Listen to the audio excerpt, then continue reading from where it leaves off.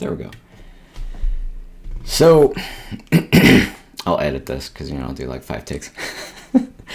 Don't laugh at me. I always get stuck with the intro.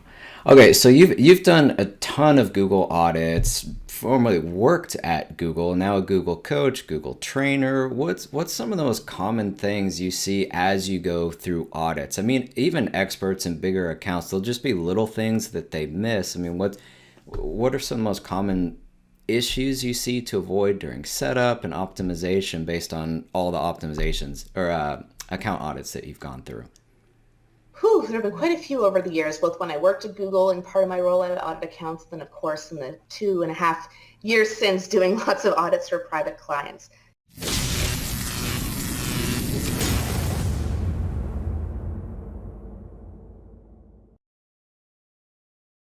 I'd say first off are the obvious little campaign settings mistakes where I can tell that the person who set up the campaign just probably didn't have much training and awareness in Google Ads. So things like, opting a search campaign into search partners and display network. Is that always a mistake? No. Is it usually a mistake? Yes, in my opinion, if you never check on it later to see how it's doing.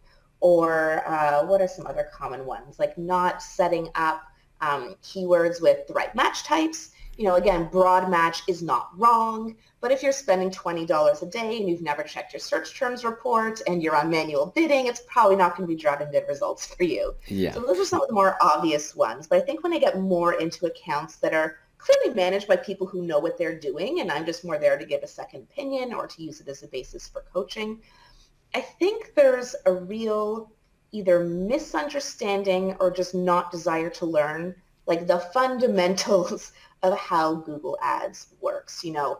Thinking about the auction and search impression share and quality score and how the various bid strategies trade off reach versus efficiency. Like these are the places I think people can get really caught up if they're too focused on what's my tactic, and not like holistically, how is this campaign trying to work? Yeah, a couple of things I wanted to pull aside on that because a lot of times the experts, people that have been doing it forever, like us, and a lot of other people that have their own channels or courses or do a lot of audits, things like that. Experts will debate, it's all about, return on ad spend or ROI if you want to go to a higher level or conversion rate, CPA, or if you go even connect your CRM all the way back to leads that closed, what was the value of the lead, and then coming back to that's for like enterprise level.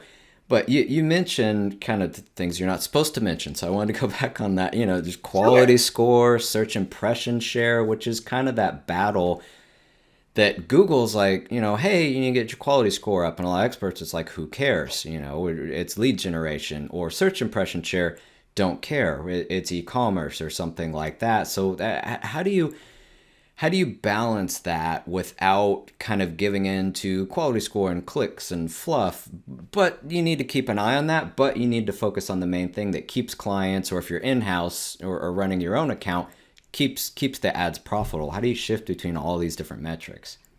Yeah, I think to say that search impression share doesn't matter, that's the short-sightedness. All that matters is ROAS. Well, what do you Yes. think impacts that? ROAS is an equation that comes from somewhere. So Yeah. search impression share is something I focus on a lot because when you look at search impression share, search IS loss due to rank, and then search IS loss due to budget, you're finding out how much of the available opportunity are you capturing, how much are you missing, and why are you missing it? So for example, if I see a non-brand campaign that has less than 10% impression share, I consider that a red flag because that means all the effort you're putting into your creative and your keywords and your bid strategy and on and on and on is pretty moot. Like more than 9 and 10 times, you're not even showing an ad. And that's a big problem. True. And conversely with brand, like if your brand campaign only has 20% impression share on your brand, is it because there's competitor conquesting going on? Is it because your brand campaign isn't really a brand campaign because it has broad match on, you're serving on a bunch of other stuff?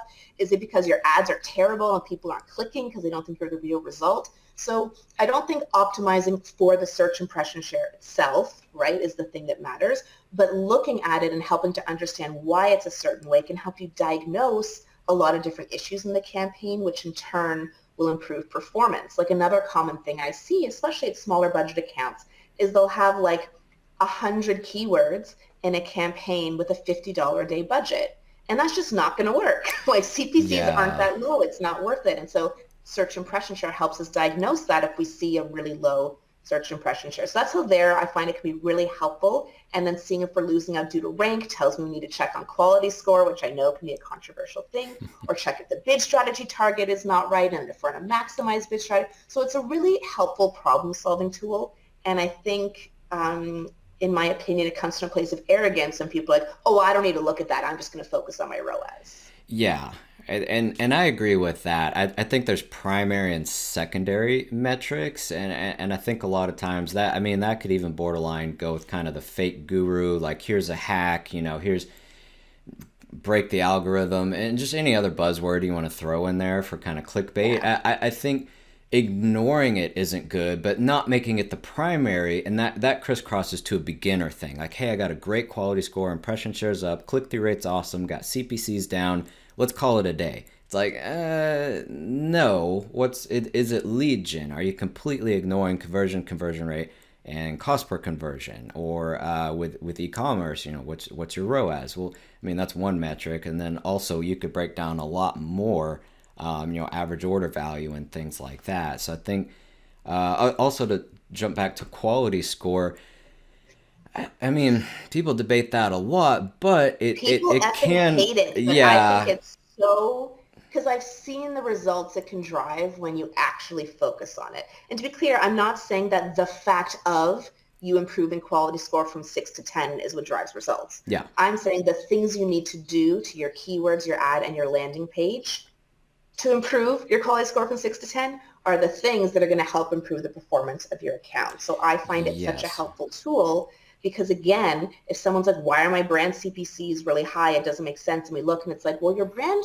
quality score on your brand keywords is 5 out of 10. Like it should be 9 or 10 out of 10. So something's not right. And then we look and it's, the expected CTR, that's like really low. Why is that? Oh, we can dive in and look at the ads and figure out why. Or like, hey, your landing page experience for your brand is really low. Let's check that. Hey, what do you know? Like your website, isn't loading quickly or isn't mentioning your brand. So it's not, again, that we want to optimize for quality score. It's that it's a tool that can help focus us on what really matters. Because I find, I coach and teach a lot of beginners, and I don't find that they're exclusively focused on CTR or CPC. I actually find the opposite. They're exclusively focused on conversions, revenue, ROAS. yeah, And they don't look at all into the pieces that get them there. So again, does it matter at the end of the day if your CTR is high or low? No. But if we're looking at a non-brand campaign and it has a 20% CTR, I know that obviously brand is sneaking in there because that's not what non-brand CTRs look like. So these intermediate metrics that a lot of people ignore, I like to dive into those in an audit because that points me to the places that need improvement and have been overlooked. And that by going to the source, fixing that ad copy or adjusting those match types or whatever it might be, we can actually impact overall performance rather than just saying, how do I increase conversion rate? Like, where do you even start with a question like that without the other context? yeah, and that makes sense. And yeah, a 20% CTR, maybe it's just the best ad ever on non-branded. Could be, That's pretty. but on non-brand, it's unlikely. Sometimes like we manage a lot of home services. I'll see that when it's Okay. like AC repair near me. A lot of times you'll get 20 Yes. and 30%, or even 20 and 30% conversion rate because you click, you just go one after the other. Are you available today? Yes or no? And then you call the next one. You call the next one. So that one can have really high, but when it's like B2B or software or something, like 20 and 30%, it's like that's extremely high for some industries. And I think, yeah, that's a click-through rate thing. Or obviously just going back to Google 101, if you're not getting clicks, you're not going to get the conversion. So quality score, that's kind of best practices anyway. And your quality score, just again, Google Ads 101, just grouping together your keywords, having the keyword in the ad, having the keyword on the landing page, and relevant content. If you're doing that anyway, you're gonna kind of take care of your quality score on your own, rather than 10 or 15 years ago. Maybe let's focus on quality score all day. It's Right. like best practices kind of takes care of itself, And more or that's less. exactly why it's helpful because I think a lot of people either jump ahead. It's not that they don't know the best practices. They've been managing the account for 5 years or the agency may be great, but they've got a junior on it or whatever it might Yeah. be.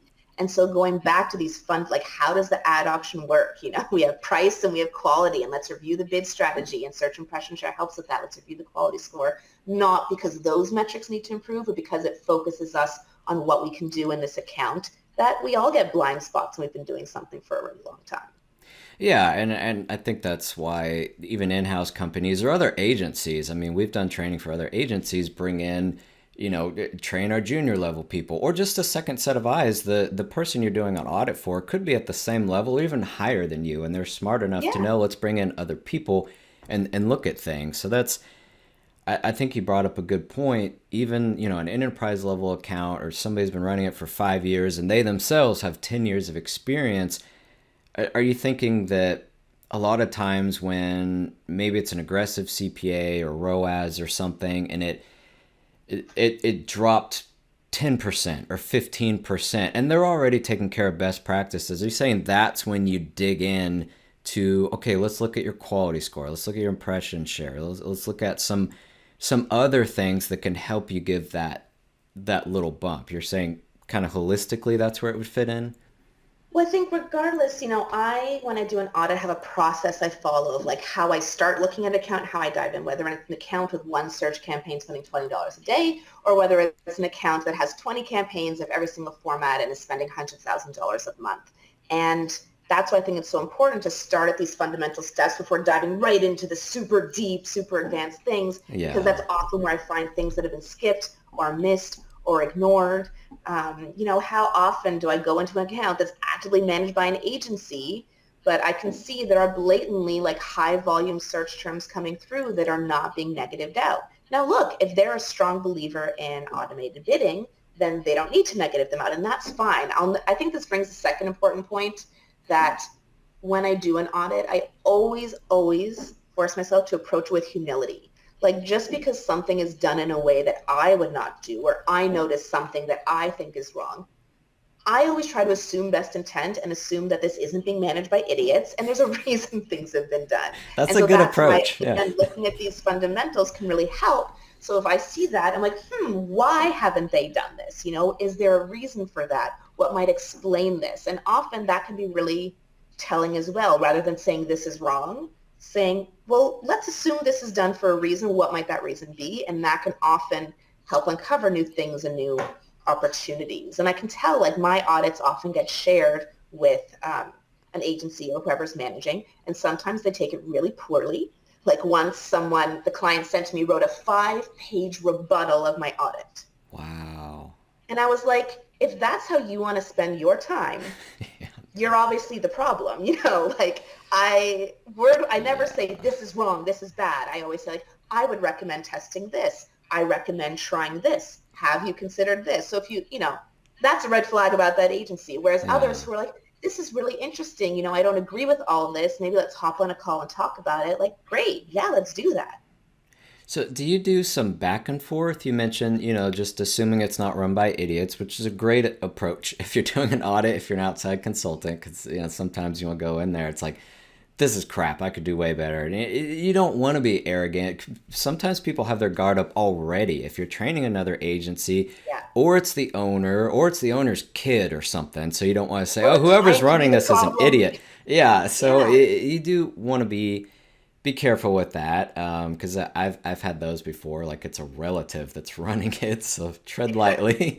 Yeah, this is my son. He's learning Google. It's like, oh, sorry, not best practices. Like start Right. backpedaling and rewording really fast. Um, but going back to that, the when you're suggesting things and you're kind of like, okay, this search term has a lot of volume with no conversions, still not paused, or I don't really understand why this is still in here when it's not working. Does that open up a discussion, or do you just send it on the report? How do you handle that when something doesn't make sense and you do want to open up a conversation, not just bash them and kind of, hey, you're an idiot, fix this. Yeah, so with my audit, the first page is always just like a summary scorecard, red, yellow, green, kind of traffic light model Yeah. on like 20 things across an account, so that the quick summary, they can see how are they doing. And then the length of it is usually, again, I don't like to go crazy in depth. It's maybe 2 to 5 pages, depending on the size of the account, where I write out, I don't use this, like, I observe this, and here's what I would recommend. Like, I observe you have, an RSA in every single ad group, and they all have sufficient assets, and like, this looks good. Or I might say, I observe that only 2 of your ad groups have RSAs and 10 of them don't, and ETAs were deprecated a while ago, and so I would recommend that you set up some RSAs to test using existing ETAs as a guide. Like, that's how I'll write the whole thing. Okay, And if there's yeah. something I see that I don't understand, I might say, like, I notice you're using X bid strategy. Given that your results are this, I think you might see better results using Y bid strategy. I recommend testing Y bid strategy with such and such target. And then when my audit is delivered, my service is complete. That's the audit. If people want to book a call, they can, and that comes at a separate charge. But I consider it like a fully delivered thing. It gives directions on what to test. I may ask questions, and of course, if they want to discuss, we can discuss. And I'd say it's like 2/3 of the time it just gets delivered and it's done, and then maybe 1/3 of the time they want to discuss. And often they want help implementing it if they're not working with an agency, and then I refer to someone else, or I do it like in a one-on-one coaching call with the business owner. Makes sense. Yeah, just staying neutral with it. That sounds like it's the best way to do it. Yeah, there's no need for Google ads are morally neutral, right? They're not like good or bad. There's no morals associated with Well, them. some So people would if argue something with that. The Google Ads is evil, kind of. Well, I'm not going down that, but I just mean like if someone's Yeah. done something a certain way, that doesn't make them a bad or a good person. It doesn't make me a bad or a good person so it's Yeah. just like leaving the emotions. There's enough emotions in business and enough emotions on social media. Let's just leave that out of it. The goal here is to help this business get the best results from Google Ads. And so anyone who's touching this account has the same goal as me. And let's just try to work together to help them get the best results from Google Ads. Yeah, and focus on the data. Just be neutral. Kind of what's working, what isn't with the numbers. I think that's a great approach. Thank One you. one thing you mentioned, the RSAs. Want to hit some points for Yeah. experts too. There's a little bit for experts, a little bit for beginners. I don't think anyone's figured this out. It's kind of like Performance Max. You read something different every single time. What do you recommend for RSAs? Do you have one and fill it all in? Do you have two, Yes. fill it halfway in? Do you pin No. it and mimic No. ETAs? You do. Oh no, I like that one. I don't because I know people are saying ETs were great and they were better than ours. Fine. I'm not debating that. Sure. Okay. Maybe they did for you, but they're gone. And so I think this mindset of I want to go back to the way things were does us a disservice because while that may still work, it's sort of also my opinion like the feed only PMAX Yeah, hack. It's like, okay, that may work well for you now because it's mimicking what you know and has worked well in the past. But you know that that option will go away. Just we yeah, know with Google, it keeps evolving and it will go away. And then when it does, you're going to be royally screwed and you'll have royally screwed your client because you missed out on all this time to learn and adapt and change before you had a fire under your butt. So yeah, and with that's the RSAs, I recommend having at least 10 headlines. You don't need all 15. 15's like nuts, but at least 10 headlines, okay. at least 3 descriptions. I don't recommend pinning unless there's like which regulatory reason why you might need to do so. Um, and the one thing so like I do recommend having good or excellent ad strength. Again, not because ad strength matters, but because the things you need to do to achieve that are things that generally help.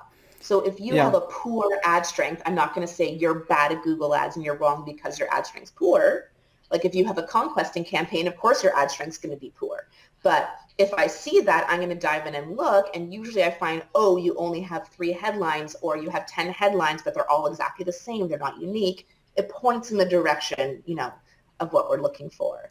And I will say as PPC practitioners, I think something we as Google Ads practitioners, I should say, are like not good at generally is the creative aspect, the ad aspect. yeah, Our comfort zones are usually data, the keywords and the audiences and the targeting and the bidding, and it's not writing compelling copy, finding compelling imagery and creating compelling videos. And of course, what does a user see? The ad. yeah. That's it. And they decide to click or they don't. And we overcomplicate it in the background. So that's a place where me personally, I'm trying to work on that skill set. And I think in general, we can all work on that. And it's something I didn't used to look at in my audits, but I do now. And I think even that's telling. I would audit an account. I'd look at all the metrics around an ad, but I wouldn't read the ad. Yeah. Whereas now, like, I read the ad and I might say, like, hey, in a much more polite way, like, this ad is not very compelling, or it doesn't include your keywords, or it doesn't have any call to action. It's not highlighting what's unique about your product. And in general, most Google Ads folks, I think we don't look at that. We're like, oh yeah, the client just gives us the creative and we go. So that's another big blind spot and something I'm seeing more and more when I audit accounts of what can be improved. Yeah, definitely. A lot of good takeaways there. I like the personal one. I learned that, I don't know, it was years ago, but I saw one ad they were doing. Everyone had the same one. I think it was for an attorney. It was like personal injury attorney, personal injury attorney. It said it, and then someone did a question like, "Do you need some help? Are you struggling or something?" And it's like that ad stands out so much more than just shoving the keyword in the headline as the first thing and the description and just shove in that keyword, which is, like you said, a PPC practitioner, just data really black and white. It's like, that given the situation, why you'd get a personal injury attorney, you're hurt, you don't know what to do, you car accident, hit by an 18-wheeler. I mean, we've all seen the commercials. That Yeah. one just kind of like, hey, do you need some help? Are you struggling? We'll help sort this thing out for you, get things back on track. It's like, that's very personal, which is usually a Facebook ad. Some of them are like they hire writers for a big tearjerker story, and it's like, why doesn't that Yeah. go over to Google? We just write these really boring ads to hit your ad strength or your quality score, and it's like, human beings are reading this. When it comes back to quality score, that's like expected CTR as part of quality score, I find so instructive because if I have what is objectively a good CTR, but then my expected CTR is below average, and not just on one keyword, like across an ad group, then that tells me, okay, my competitors are getting a better CTR than me. My ad is not resonating with my audience, Yeah. or my keywords are wrong, but let's go, along the storyline. So, and then I'll look at my ad and I'll look at the competitors' ads. And like you said, it suddenly makes sense why I'm not standing out. So again, that's where these various tools can be really helpful because there's a million things you could focus on in a Google Ads account. What's going to Yeah. have the most impact? Yeah, definitely. You mentioned some of that when you're looking at the audits, kind of your checklist. One of them, another hot topic, is the bidding strategies, because Yes. that beginners get confused with it. Just turn on Oh, yeah. maximize conversions, and it maximizes conversions. That's it. It does what it says, and it doesn't. And then even experts, you can get stuck.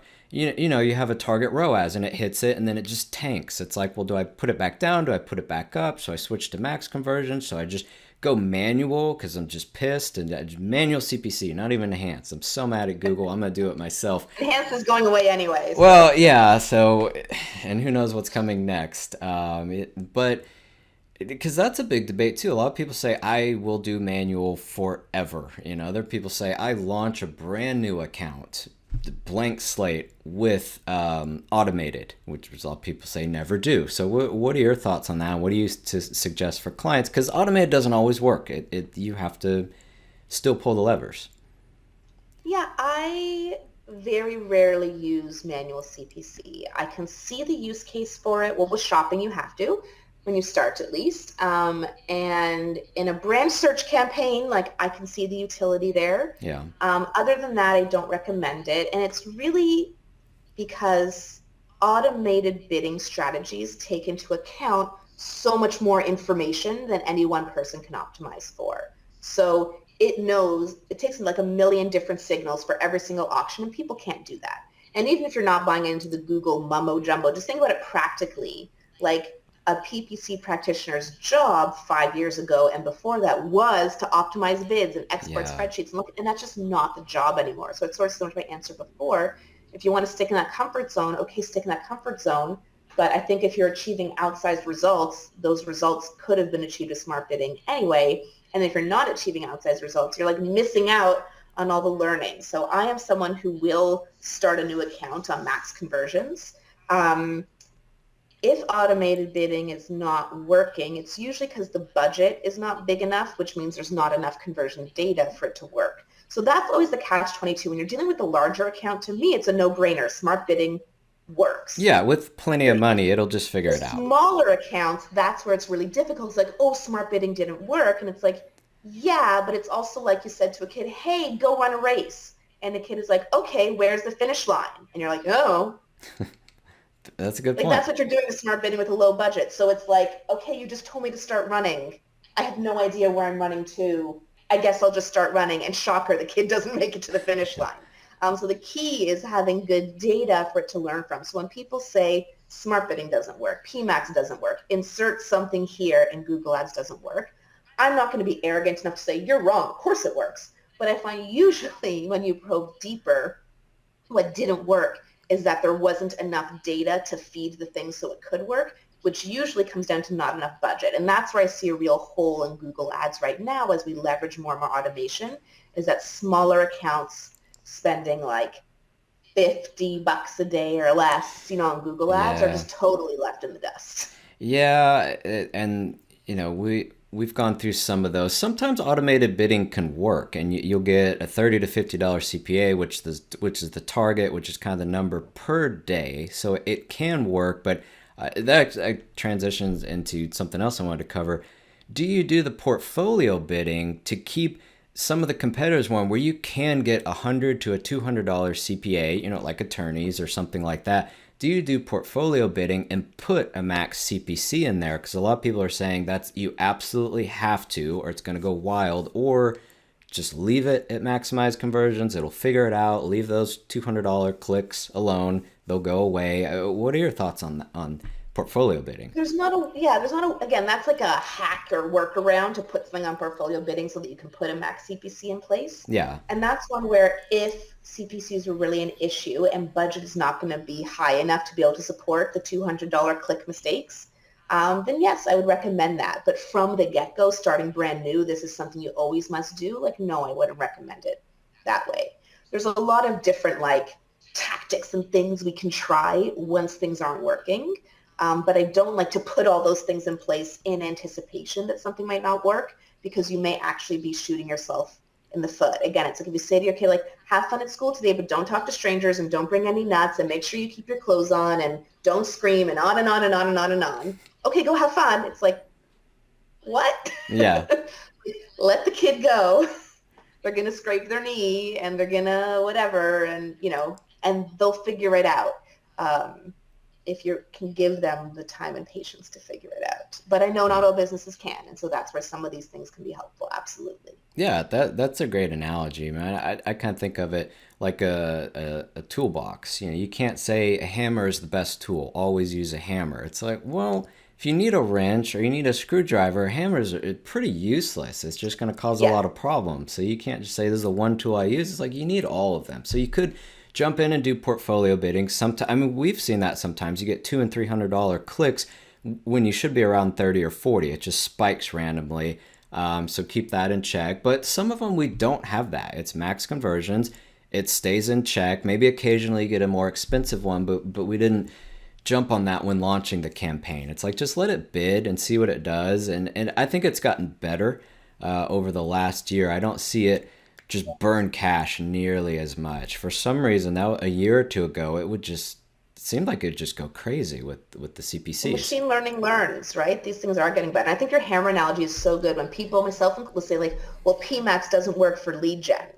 It's sort of like trying to screw a nail, trying to screw a screw into the wall with a hammer. And you're like, well, the hammer doesn't work. Yeah, And it's like, well, I know that it's very challenging to make PMAX for lead gen work because you must have an integrated CRM, offline conversion tracking, which the yeah, vast majority of businesses don't have. So saying it doesn't work when you haven't set it up in a way to enable it to work, I think, well, it's true for you, but it's not true that the format overall just doesn't. So same with smart bidding. Well, smart bidding didn't work for me, so smart bidding is terrible. It's like, well, that doesn't mean it's always terrible. And I worry that we have too much of this curmudgeon thing in our industry of because things haven't worked before or because we've always done things a certain way, it has to continue that way. And it's like, no, change is inevitable. So let's try to embrace the change. It doesn't mean we need to gung-ho like lemmings follow every Google Ads recommendation.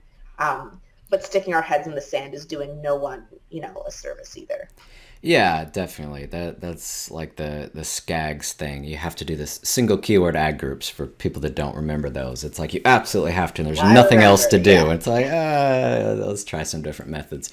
But Yeah. yeah, and a lot of the experts are coming out with that. Ed Leak's done some stuff with that, and then Miles from PPC Mastery just kind of fixing the. I know I'm missing like 20 other people, but the lead gen for Performance Max. They covered that, connecting it to the CRM or phone calls. I think that was Miles actually putting like a 5 minute cap on it or something, so or minimum, so it's a good phone call, or your CRM feeding back. It's like you can. And that would be a bigger company that has a huge CRM, that has a sales team and a sales manager that's better for Performance Max anyway. If you put $20 a day for your local lead gen, it's like it's not Not going meant to to work. do that. If you have a Well, the thousand a day, CPAs are not $20. Like it's not, yeah. yeah, $1,000 a day, and which of course you're gonna have Salesforce or something, and you're gonna have 20 people on the sales team, and they can market, and if it goes to a sale, it goes all the way back and goes into Google Analytics, adds the value, puts the value back in. You're gonna have all that stuff anyway. It's just a tiny account wouldn't really work for Performance Max in the first place. So yeah, there's pointers. There's no absolutes, and that gets kind of clickbait. Anyway, here's the Well, one way got to all the do it. clickbait, but that was a big learning. Like when I worked at Google, I had clients who spent $1 million a day on Google ads. So like that's really different than, a Yeah. client spending even $1,000 a day or $100 a day or $10 a day. Um, and so at that scale, of course, everything works really well and smart bidding works and broad match works. And so I Yeah. think that's just a blind spot. I know people love to crap on Google reps, and not all Google reps are part of that same team I was part of, but it's just like, um, in my opinion, a lot of product development at Google happens based around those large clients. They're the ones who Yes. test everything and get the betas and get through the service and whatever. And so they're like, yeah, of course this works. And it's like, well, let me tell you about Joe Schmo's corner store who can only spend $20 a day. Like, shockingly, Yeah. that solution isn't going to work over here. That doesn't make the solution bad. Yeah, $1 million a day, machine learning will learn in a couple of Yes. days, and it's And done. Audit, like Broad match, they had a whole, anything. those kind of clients have entire teams dedicated to testing. Yeah, and they could just throw in a keyword. That's the other thing. They could spend 200 grand and say, "Well, that didn't work." Anyone else, you're Right. probably going out of business if you wasted 200 grand on something that produced nothing. So there, a lot of different testing. I do want to circle back to that because everyone rags on Google Reps. So mention Google Reps. We did another interview. The Teleperformance outsourced call center, pretty much a sales team. Spend more money, apply all the things. That's Teleperformance. That's a different company that Google outsources to. So I wanted to clarify that. But a And very small account. yeah, and a Yes. lot of people have problems with them. And some of those reps, not all of them, some of them take it too far and they call constantly. They could be borderline harassing. And it's not all of them. It's some bad apples and they get all over the internet. Like, I can't believe what my Google rep did. The Google rep that's different. You were on a Um, different team. yeah, so there's Google reps who like work for Google, even within that whole range, smaller accounts, medium accounts, larger accounts. And even within the ones who work for Google, you're going to find aggressive ones and not as aggressive ones and Sure, whatever there's it good might and be. bad. But all Google reps are salespeople. There's quotas and, even if you're in the group I was in, it's called large customer sales, and the amount you have to spend for that is different by country. But my clients were spending millions of dollars a year on the low end on Google and then kind of up from there. We're still salespeople, Yeah. but we're able to be much more helpful salespeople when we have 2 or 3 clients to support with our 40-hour work weeks, rather than in other parts of the organization where a Googler may have 150 clients to support Yeah. with their 40-hour work week. So like I was actually a specialist, so I was never the main point of contact for a client. My specialty was international growth, and I worked across a wide portfolio of clients helping them with international growth. So I would do really cool like insight sessions, and here's how to expand to Germany, and let's translate your campaigns, and all these amazing services, because clients were spending a lot of money. Yeah, but it's still sales. It's still the goal to get them to get great results, so they'll spend more. Yeah, and the other team at Google or agency reps and things like that can be extremely helpful, and not even everybody at Teleperformance, more so the call center to get everybody to spend more is a bad person. It's just we're really focusing on some of the bad practices, and those can stay in check. But yeah, you were more on the internal team and then now gone off on your own. So I think that experience and a lot of people at Google can be extremely helpful. And you get into betas and all these other programs, or you working with millions and millions of dollars of accounts. When you go to these other accounts, like, hey, I have a lot of insight for you. You can learn a lot. So yes, please. What do you have? So I think that's great. But it looks like we're about at time. So I'll link to everything below for if people want to reach out to you, get an audit, get some coaching. Thanks so much for coming on. This was extremely helpful. Yeah, it's been a pleasure. Thanks so much, Chris. Thanks. All right, everyone. Thanks so much for watching our PPC ads training video. If you want more videos, go ahead and hit the subscribe button. Like this video if you found it useful, and any questions, post them in the comments down below. We also have additional training in the description. So thanks so much for watching, and we'll see you in the next video.